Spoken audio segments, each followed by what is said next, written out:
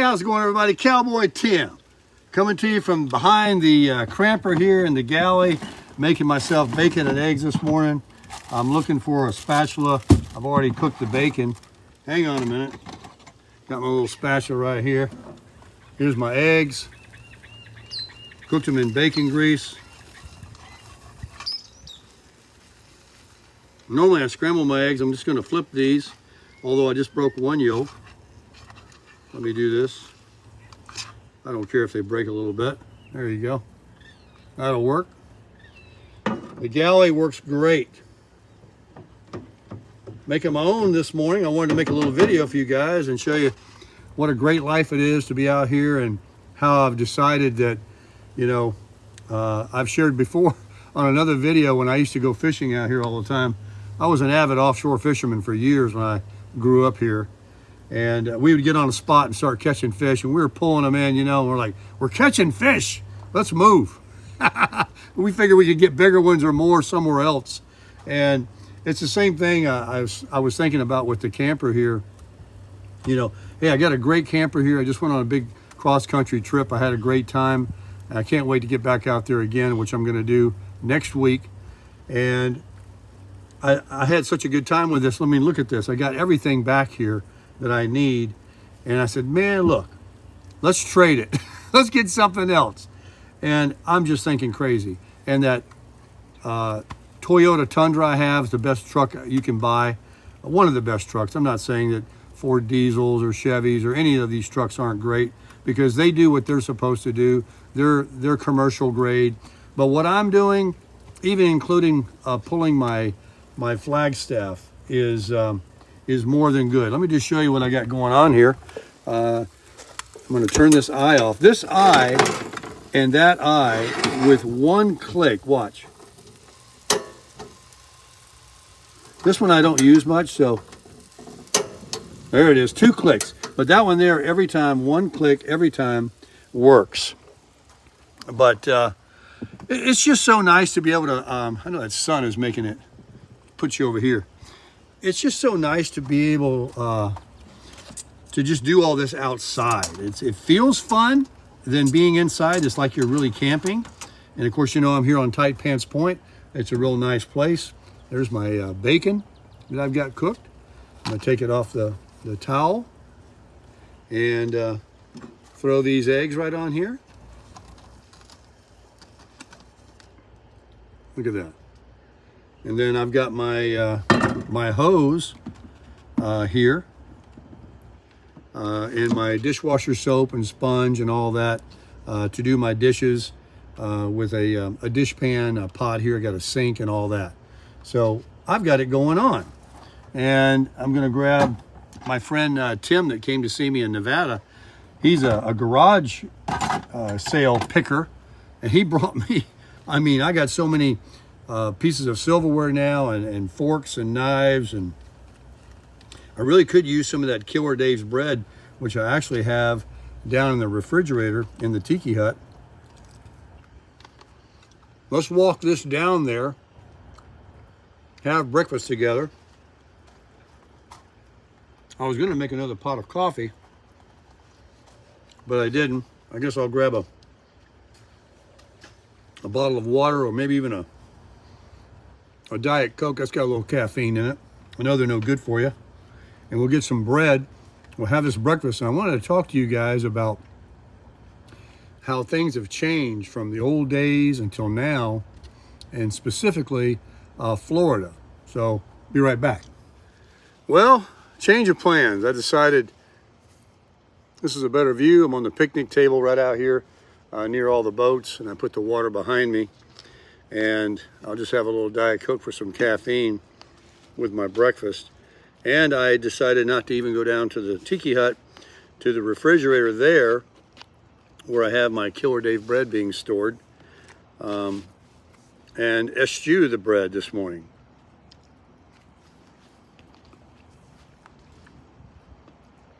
It's a good egg. There's a little bacon.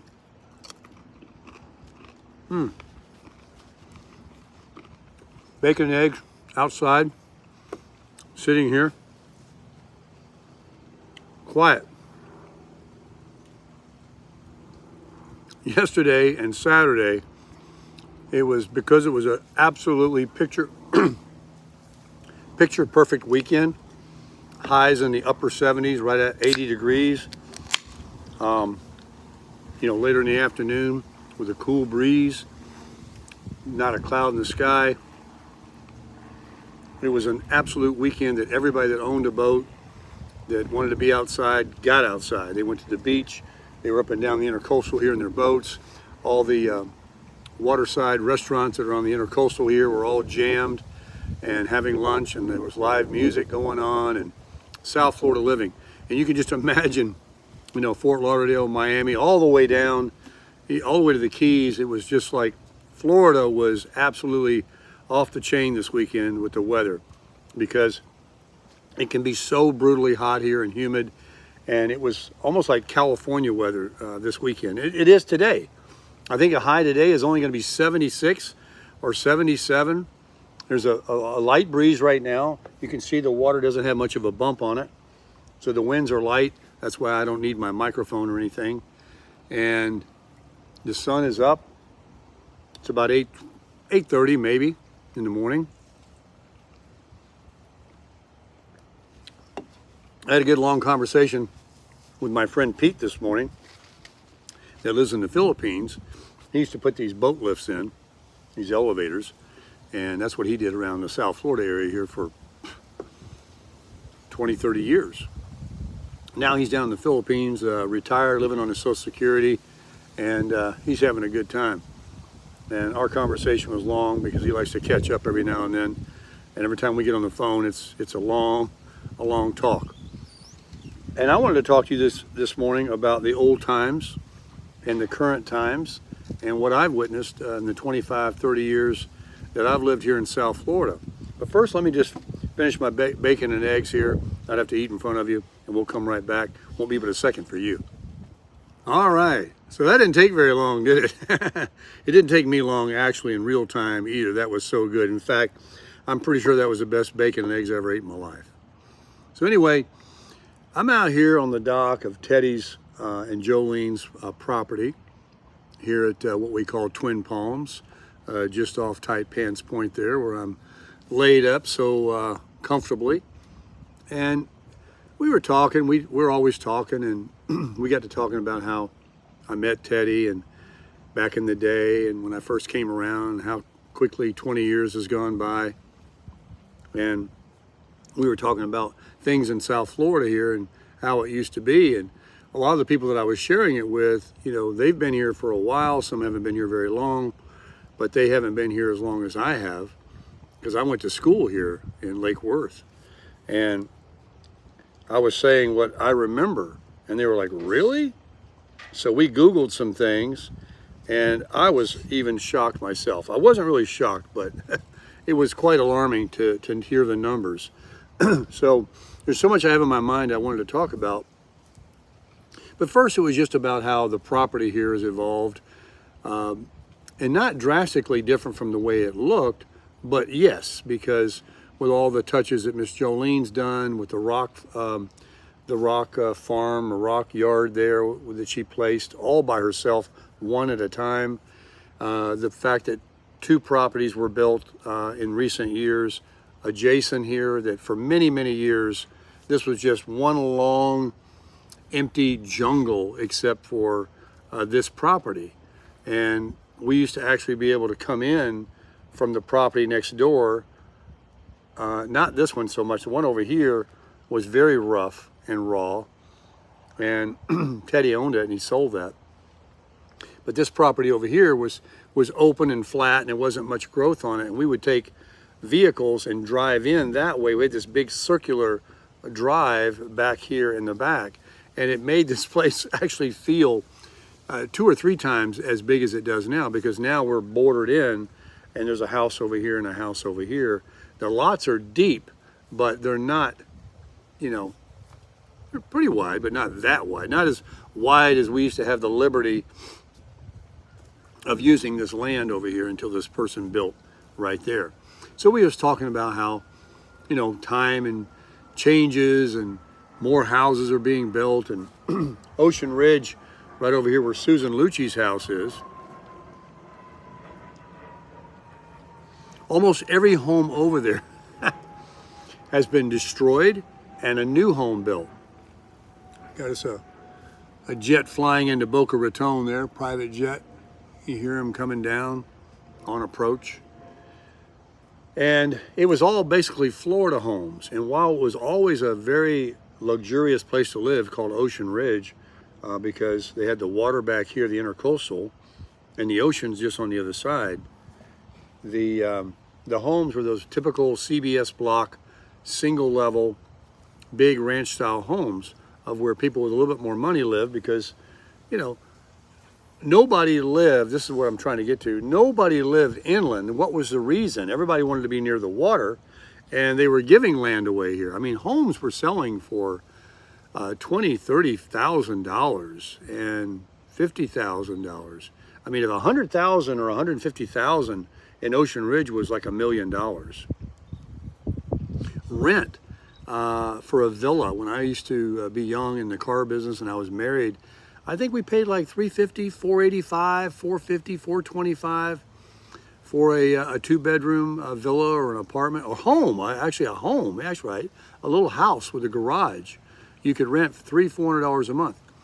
There were no jobs here. I mean, the only jobs were service industry, you know, restaurants, banking, and the essentials for the rich people, because the only people that came here were snowbirds from New York.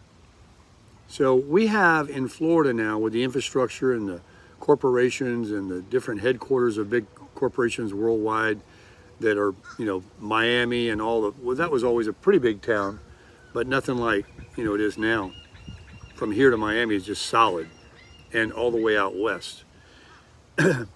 There were very few high-paying jobs. You didn't make much money here, but it didn't cost a lot. And it was uninhabitable because it was very hot in the summer. And like our roads, Federal Highway out here, the main road, which is still here, US 1, was it. That was the north and south road. We didn't have 95. I watched them build I-95.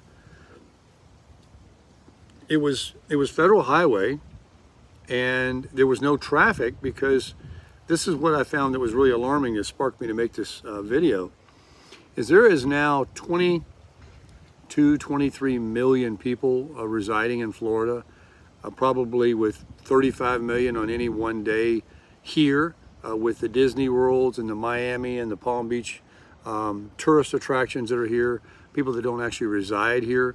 There's probably another 10 million on any given day that are just here. It seems like there's 20 more million. It's just amazing how many people. All the restaurants are packed, all the parking lots are packed, all the freeways are packed, the surface roads are packed. Everywhere you go, any time of day, busy, busy, busy. So I Googled what was the population here when I graduated high school, which was class of 77. And it was 8 million people. 8 million. That's not even 1/3 of probably what's out here right now. And you felt it, you could tell. A1A, the place was dead in the summer, but in the winter when they would come, and they would come to their condos and their beach high rises and stuff like that, we would see obviously the out-of-state tags, and there'd be a few more people, but it wasn't anything, you know, a problem. I-95, like I say, wasn't built. And Congress Avenue, which is, if you go from the beach, you got Federal Highway, then you got 95, and then you got Congress Military Trail, and then you keep going way out past Lawrence Road and Jog Road and all that kind of stuff, and you finally get out to what they call 441.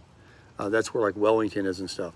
Well, when I grew up here, Congress was out west. That's right here. I mean, right here.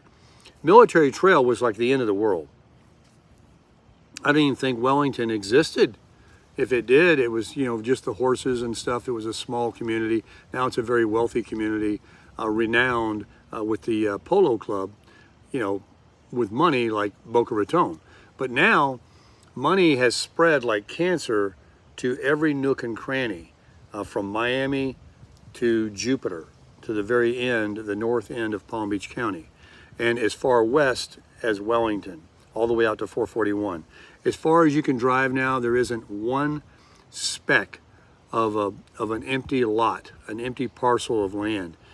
When I grew up here, everywhere you look and you drove, first of all, there were no racetracks and Wawas. It were just 7-Eleven, Circle K, and a small gas station to buy fuel, a couple of pumps.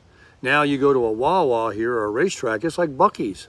They're filing in there by the, waiting to get their gas in the morning, buy their coffee, and they're selling sandwiches and breakfast things for all the people that are working every day, the landscapers, and all the stuff that's in the service industry here to maintain these rich people's homes, their landscaping, their handyman work, their repairs that are constantly needed, all the things that go along with making a big city a big city. And so all of that has changed from just a sleepy little town. I mean, on Federal Highway right out here, the main road that we used to go north and south, there was nothing to the west of this Federal Highway right out here, US 1. If you drove a foot off of it, you were stuck in the sand. And when you did find a side street that did take you to Congress or, somewhere to go out west, it was nothing but sand, fields of sand, sand dunes, small dunes, Florida dunes with sticker bushes, those little tiny star stickers that you get in your shoes or your feet that they hurt like heck. They look like they grow on grass, and they're the worst stickers in the world. I mean, they are like needles. They're indigenous here. And you don't even see them anymore because there is nothing but sod and grass and some structure built on every bit of land. There is. And they ran out of land years ago, and now all they do is buy the property, buy the structure that's on it, whether it be a shopping center or a home, and they tear it down and build something newer and bigger. Just like these big mansions out here on A1A. The mansions that were on the ocean from the beginning of time were prestigious mansions. But if you go to Graceland and look at Elvis's place, what was a mansion to him when he bought it in the 50s, that's just like any normal two-story house in all the subdivisions around here. It's nothing big at all. And that's about what it was on A1A here in South Florida. It was kind of like, Gracelands, big looking homes, bigger than most people had. Most of them were kind of single level too. A two-story would be really a fancy place. Now, they're compounds, they're estates, they're true mansions, upwards of 20, 40, 50, $70 million. Of course, everything's overvalued today, so that's probably twice as much as it's actually worth, but still, tens of millions of dollars. Land like right here, Ocean Ridge, and down here called Manalapan, these little finger islands, and all the way down through Broward County, all of that land's been bought up. All the intercoastal land has been bought up and built. Nothing but super wealthy people with boats. Everybody's got a boat. Yachts and boats that are worth more than any home sold for down here when I grew up. 3 times as much as the homes cost. I mean, seriously, I think my dad in Lake Clark Shores had a house custom made and built for, I don't know, $50,000, $60,000 was a lot of money when I was in high school. That was like in 1975. He had this custom home made. Lake Clark Shores was a very exclusive community where people lived. It was all Florida ranch style homes. I like a ranch style home that's all one level, that's spread out. All the rooms are big. Instead of stacking everything on top where you have to climb stairs, you get all the square feet, but you don't feel it because you're working with small sections that keep building up. And I like how a house looks. You're in it and you look around and you just see it just keeps going. You can run an Amtrak through there. Big rooms spread out with the garage. That's the kind of house I like, to be honest with you. I don't have any use for 2-story, 3-story houses. But that's all they make today, because the land, the parcel of land that you buy, they just want to go straight up with them like they do in San Diego and other high value real estate areas. But look how things have changed. A lot of you that are watching me that are from here or other places, you remember the same thing about how few people there were. Our government here in Florida has solicited a lot of people around the world and the country to move here because they wanted to build the economy. And rightly so, because they like to progress and they want to make money and all that stuff. And then when the pandemic happened and all these people made all this money, and real estate was still relatively cheap here in Florida, in Paradise, until 2020, things were not crazy like today. They're crazy today, crazy. So everybody came here, and this is what pushed it way up, because they came here and they said, how much? I'll take 2, because property and homes were a fraction of what they were paying in New York, California, and other expensive places that their governments, were very strict during the pandemic with lockdowns and whatever. And the state of Florida was pretty much open, one of the first states to basically we don't play that here. Bring yourself on down here. You can do what you want. And it's still, with no state sales tax and the way people live here. And speaking of that, I'll probably have to say that because of the lack of technology back in those days too, when I was growing up, the illegal activities that were happening in our country that still continue, but this was probably the port of where a lot of that, happened. And so a lot of what you see, a lot of the money is,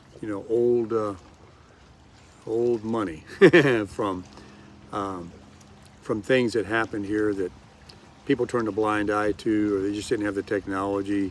They didn't care. Everybody got paid off. Who knows? I mean, drinking and driving at one time here was not illegal. Drinking drunk was illegal. Open containers still continued to be legal. And then someone in the passenger side could be drinking and drunk, and that would be legal. And then, of course, today, and as it should be, of course, you can't even have an empty beer can in your trunk. It's completely illegal. So things, how they change. And I was talking about,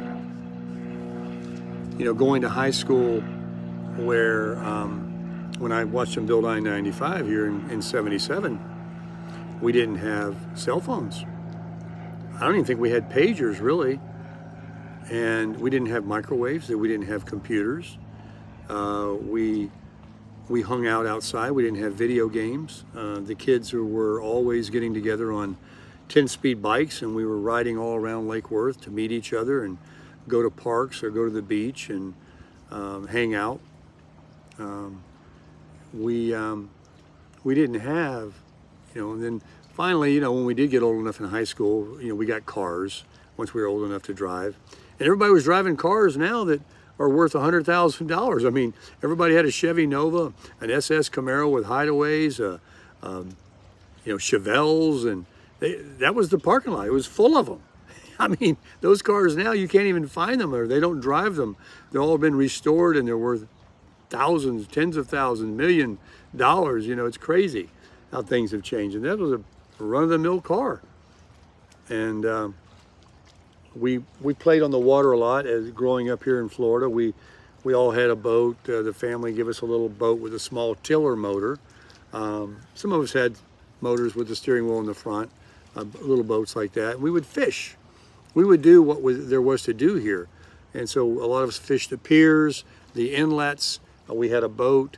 All young people were pretty much avid fishermen. That's where I got a lot of my skin cancers and stuff. I used to be, of course, surfed, and in the wintertime we do get waves here, and we would spend a lot of time water skiing on the canals and Lake Clark shores where I used to live on freshwater, where it'd be nice and glassy.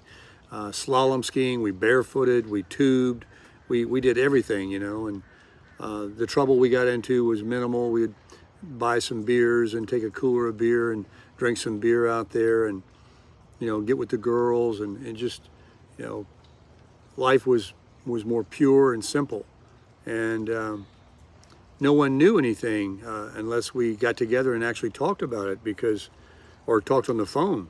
Now you can text things, you can be on the computer, the whole world knows your business, you know, with TikToks and Facebooks and all these things that didn't exist. It took longer for stories to get around before so-and-so would say, hey, would you hear about that? Or so-and-so broke up, or they're an item now. And it was just a much different time, of course. Me, for one, I like technology. Of course, it's a very handy thing to have, and can't live without it, of course. But I also really appreciate the fact that I'm the person that grew up too young to be drafted, so I didn't do any military stuff in my life, so I didn't have to see any of that. But I'm not so young that I don't remember phones with cords on them, and times like I just mentioned where, you know, pre-cell phones, pre-computers, and, you know, when we didn't have 25 million people residing here. And I have to tell you, I don't get bitter and turn into one of those people as an older guy now and like, you know, things are better. These people need to go away and we need less people. And while I do feel that way strongly in a lot of ways, and that's really what I want to talk about now, is kind of the driving force that's pushed me into the decision of wanting to leave South Florida, especially to do what snowbirds have been doing since the beginning of time, and that's to leave here when it gets hot. I've endured enough summers here where jackrabbits are carrying canteens. I've endured enough mosquitoes and humidity, and I've gotten to the pay grade now where I can do that, and I'm going to do that. I'm going to search. I don't care if it's 10 degrees cooler. I'm out of here. I'm not going to be here June, July, and August. At least, you know, God willing, I won't be. But the amount of people that are here, of course, in the summertime, some snowbirds, a lot of snowbirds do go home, but over the time that our state has built to 20 plus million people, people have just decided to move here and live here. And so they stay year round. And with the big giant air conditioners they have and things, they don't go back to New York. They've sold everything from New York. A lot of the New Yorkers do come. And the people that are moving here every day, and I read in my comments, they can't wait to retire and they want to move to Florida and they've had enough of the winters and all that. They've only been here 5 years, 10 years. They've been here since it's been crowded. So they don't feel the need to like, wow, it's too crowded here, I'm out of here. They came from New York where there was a lot of crowds, or New Jersey or Pennsylvania or Chicago or wherever, you know, where there were tens of millions of people. And I should say millions. And that, so this is still not too bad. And there's, you know, obviously awestruck with the water, the palm trees, the beaches, and rightly so. It does represent. It's lovely. And like today, I wouldn't want to be anywhere else. I mean, this is fantastic, right where I'm sitting. But these people that have just moved here during the pandemic and they've came in and bought everything up, and now everything is so expensive, it's like California. I have reached a part in my life where between the 33 years that I worked in my advertising business and been basically a minimalist, I never really had a lot of debt. I didn't like debt. I've been a renter most of my life. Before I was in a relationship, I've always been a roommate where my overhead was $500 a month to share a place with somebody. So I've been able to save my money. And so I've never been a poor person, but I've never been a rich person, because I never worked much when I did have my own business because it was very lucrative. And, you know, I can make all I needed as a single person to live. And I have now achieved some new successes, and I think about a new stage, a new chapter in my life where, okay, I got the free money coming in, you know, the Social Security, And then I have my side hustle, which is YouTube, of course, and it is a monetized channel, so revenue comes in. And I don't have to, hand out biscuits and crackers anymore at Publix like I did to subsidize my Social Security, of which I have no problem doing, and enjoyed it. It was fun. I met people. It was great. Dressed up in my little vest, and it had my name written all over it. That was my calling. And then it just, this took off, and now I'm able to do what I want to do by also traveling and not having to go to a prison job part-time, of which I would be happy to do if things were to change. And we're all passing through in this world. Things will change. Nothing lasts forever. I can tell you that for a fact. And when they do, I'll do what I got to do, but I've always been able to do well. But what I'm trying to get at is now that I'm doing probably better than I have in my entire life and have a little setup with some assets that I own, it's like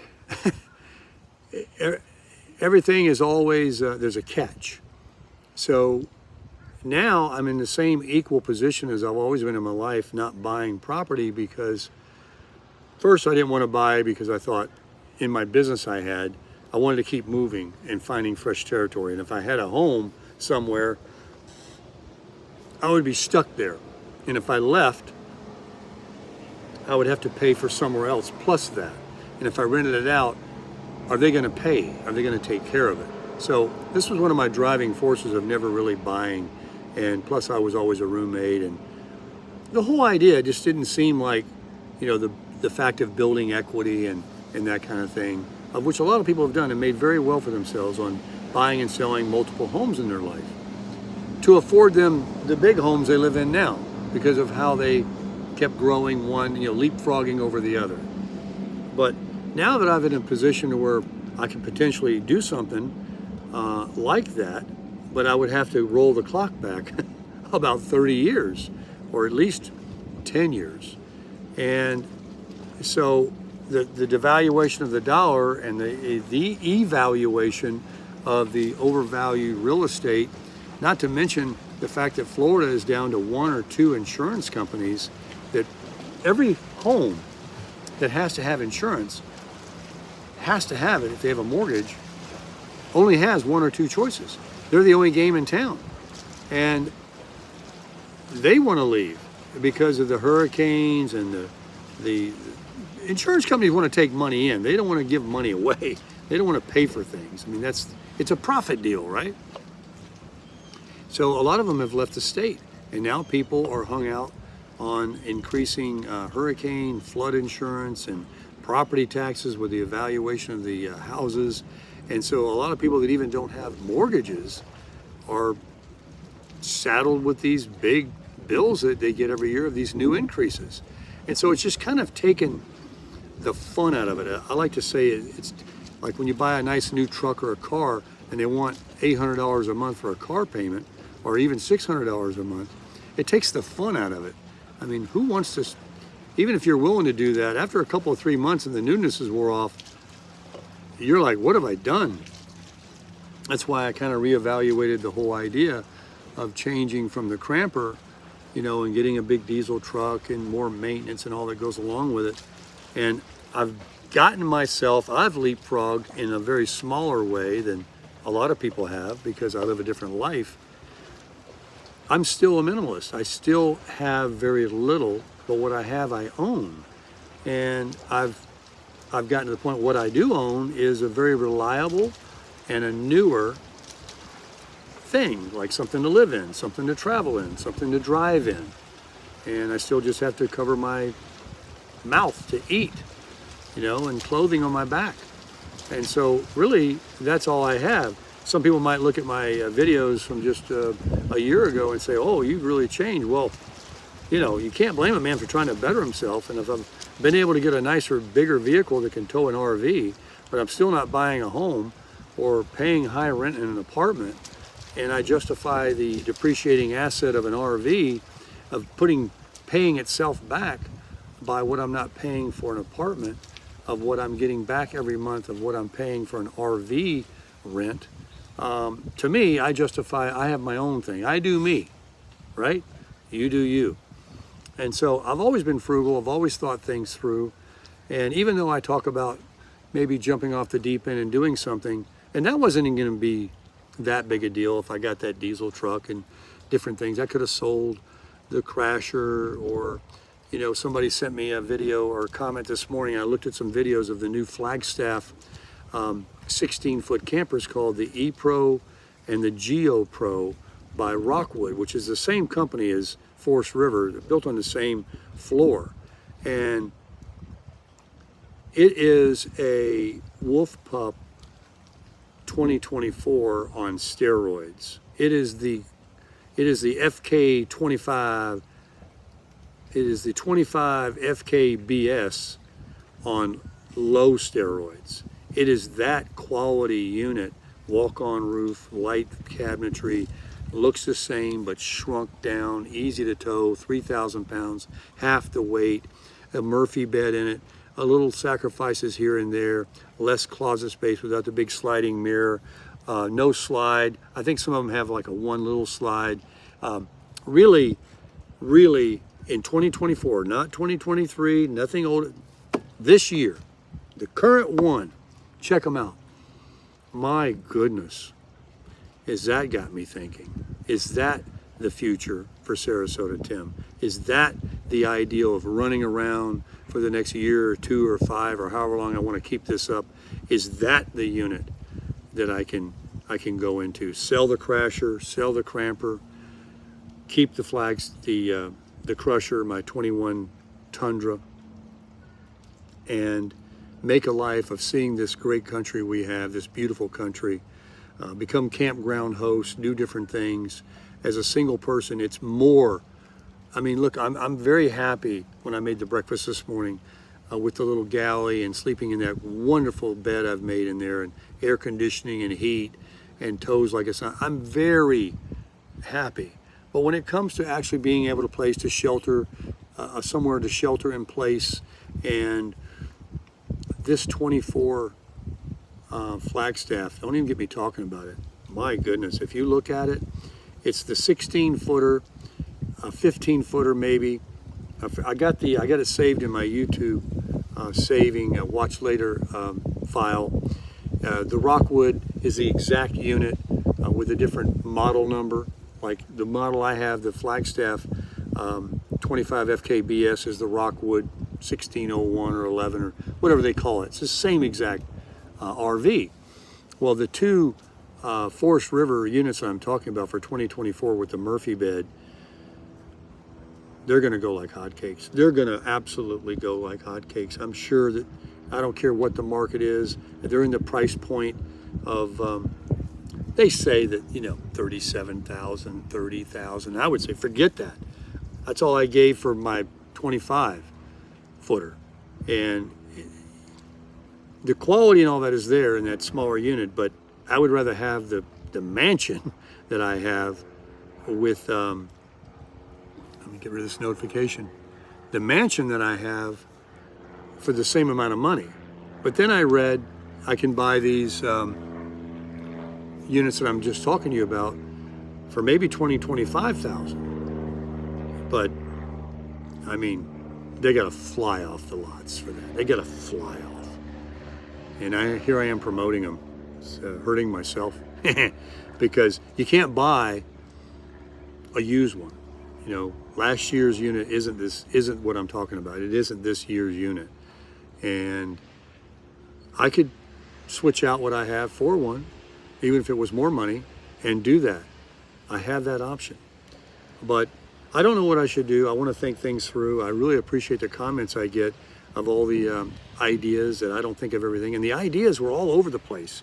From selling one, mix and match, selling both, changing that, keeping what you got, do this, do that, put this in the front of that, and that behind that, cut that in half. You know, it was really interesting to read your comments and how you think outside the box. It was very, very helpful to me. And even though I didn't respond to you, please know, folks, I absolutely read all the comments and I value them. And I really appreciate your kindness of what you say about the channel and myself personally. And of course, what you say about Ted and Jolene. That's been nonstop. And I will go ahead and switch gears on you real quick, and I don't want to share too much. I don't want to get too personal. But you know, everybody knows that I shared that Teddy had a little health issue here recently, and you guys all reached out and prayed, and it turned out he didn't have to have a surgery of any kind. They gave him some meds, and you know, and he was doing really well, and he is, and then lately, you know, there's a little bit of a little issue that came up where sort of like, you know, a returning alarm that is something we need to check. So I'll just leave it at that. But so your continued prayers for Ted would be greatly appreciated because he certainly does need it. He really does. And you know, he's 77 years old, and he's lived a good life, and he's always eaten well. And I can tell you one thing, and you'll all agree with me, for whatever health issues that he's facing, and any of you out there, whether you're the spouse or the female or the male, or you're in a partnership with somebody, I can't imagine him going through what he's going through, you know, or experiencing, I should say, without her. I can't imagine me or you, you know, without family or people, or being far away from them. You know, you don't live close to your family or something, and you know, you need help. You need like all kinds of help with every facet of just getting through the day. And so he's a very blessed man, and she is the right one for what she's doing, and she will absolutely be blessed. And she has the ability of 10 women. I mean, this woman, Jolene, is I never seen anybody like her. So enough said on that, and we'll pray for Teddy. I appreciate it very much. But yeah, times have changed, and I'll finish the video by saying that, you know, RVs have changed, the state has changed, everything has changed, the prices and all that. But what I want to really kind of say is, look at how fast it changed. Look, I'm reminiscing. I'm 65 years old. I'm going to be 66 years old. I used to be younger than everybody. I'm older than everybody now. I mean, facetiously speaking, it's crazy in a blink of an eye how your life can just go by so fast. And the older you get, it's true. So if you're young people listening to me, believe me, it's true. What the older people say is it picks up speed exponentially. Time speeds up. And if you are not living your life to the fullest, and you are my age, or you just started collecting your Social Security, and you've got some sort of support system coming in financially, and you've been able to get yourself out of debt to where you can live more of a minimalist life like I'm living, and you think that you still have forever, you think that you can just continue to sit and watch the media or do nothing, if that's what you want to do, folks, listen, by all means, you do you. Absolutely, I say that. But if you do say to yourself, I would like to do this, or one day I'm going to do that, or that looks interesting, what Tim's doing, or anything that somebody else you're watching. And let me just look at you in the eye when I tell you this. If you put it off, you're not going to get it done. It's going to be over. It's going to be over to the point where you're not out of here. You're not in heaven yet, but you're going to be to the point where, I mean, I don't want to use Teddy as an example, but he's not exactly going to get out and do what I'm doing right now because of he's experiencing some health issues. And there's many of you watching me out there that are already have reached the age of 70 or plus, and you don't want to do. You're living vicariously through me. Hopefully you've lived your life, the life you wanted, and you have no regrets. Well, I don't want to have any regrets. And I realize there's not a day that goes by I don't think about it. That today's the day. Today's the day to crush it, because tomorrow may not ever come. And tomorrow may be the day that I feel something and I go to the doctor and he's like, you got it. And you got to stay close to us because, you know, this is going to be something we have to monitor. Or take this issue that I've got with the glaucoma. The doctor told me if I live long enough, I will go blind in this left eye. Glaucoma is uncurable. So how long can you drive? This truck I was going to buy from Jolene's daughter that's taking care of her father, he's got health issues and he lost his license and he can no longer drive. And he had a Porsche, he had a big truck, he had a camper, and now because of health, it's bang out of the game. All you can do is breathe in and out and eat. And so and that is no life. If health issues come on you, I don't care if you do want to just sit at home and watch the news and not travel or live a life or go fishing or work on your tan. That is not the life anybody wants, of suffering with health, of poor health that's killing you. You know, it's going to take you out of here. So the quicker you become real of the realization that you're here for a brief moment, and if you don't want to have any regrets, even if you go out and do something one time like I did for about 3 weeks there and drive across country and back, I saw it again. I saw Vegas for the last time. I need to see it, but I did see it. And I saw those mountains. I saw that Colorado River. And all it's really done to me is spark the interest in seeing places that I don't know, that I haven't been, or repeating places that I would like to see again. And I have to say, the Grand Canyon videos that I made, I showed Ted and Jolene the other day of the one that I walked down the trail. It's about a 20-minute video. And they were saying multiple times, it's so sad that you cannot share that with your community, because it's such a good video. The phone took such good photography, and what I was saying and doing and showing the feet walking down the trail, and there was a little bit of ice, and how they man-made these trails and the views, and how I was running out of breath and I was making a comedy out of it. It was all kinds of good stuff. And then the other videos that I have, that just stopping at the sites along the way down the Grand Canyon, down the main road, that you can pull over and just look out and all the different views there are. It's just, so the only thing I can tell you is get in your car and go there yourself and check it out, because it really wouldn't do you any justice to watch my video. But it's a shame that I couldn't show those to motivate more than already go there. Believe me, there's a lot of people there. But don't let life pass you by. Don't assume that you can start next year. You're going to wait till your full retirement age, or you're going to this, or you're going to that. You know, I mean, I talked to a guy last night. He lives down the street here, and I said, "Are you going to get your Social Security at 62?" He says, "Oh, I make too much money, and I work for the county, and I got my property taxes so high. I still got one kid he's trying to support. I guess he's in college or high school. I don't know."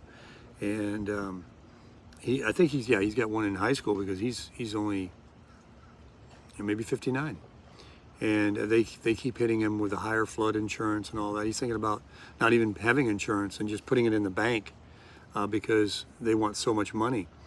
And then just his debts that he has and things like that. And so he says, no, I can't, and you know, I'm making too much money, and you know, I didn't try to con him out of it or anything like that either. I was just like listening to him, and I knew why he couldn't, because he can't. But you can, if you start now and get to the point where, you know, I don't have a family and a wife and a kid still in school and a mortgage and high insurance and 18 cars and lawnmower payments and all that. I don't have that. So collecting Social Security at 62 for somebody that does have a high paying job and they can't quit it because they still got all that debt and they can only earn so much money, and you know, Social Security is only going to pay you beans. Yeah, I get that.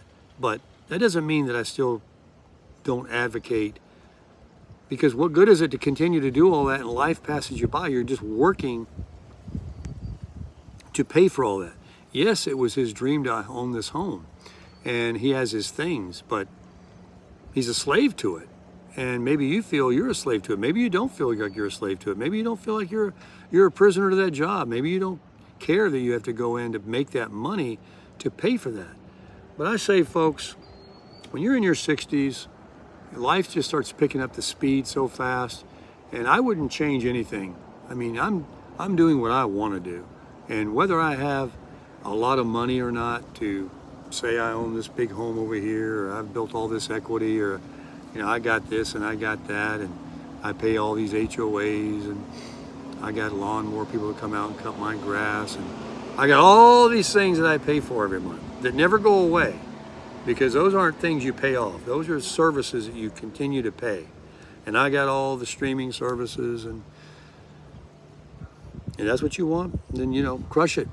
But I wouldn't give anything for the freedom that I'm experiencing. Hope I don't have that eye drop stuff in the corner of my eye. So to each their own. But if you want to realize one thing from me, if I ever told you anything that's the gospel, is life is fast, and it can pass you by. You don't even have to get to be really old before something can happen that'll ground you, or something can happen if you don't have somebody in your life like me to help you, to console you, to companion with you. And that's worth a lot. Freedom is worth a lot. Low debt's worth a lot. Health is worth everything. Knowing God is more than anything. And living your life the way you want to live on your terms is how you crush it.